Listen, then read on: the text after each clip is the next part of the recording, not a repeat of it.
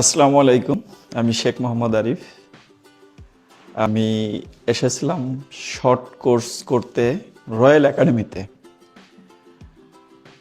আসলে এটা করার একটাই কারণ, সেটা হচ্ছে আমি বাইরে যেতে চাই জীবিকা নির্বাহের তাগিদে। এখন এখানে আসার পরে, রয়্যাল একাডেমিতে আসার পরে আমার যে ইয়েগুলো ছিল, অর্থাৎ আমি যে উদ্দেশ্যে এসেছিলাম, সেখানে আপনার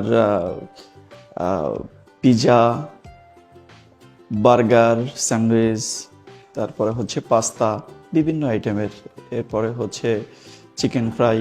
মোটামুটি আমার উদ্দেশ্যগুলো আমি ইনশাল্লাহ অনেকটা সফল করতে পারছি এখানে এসে।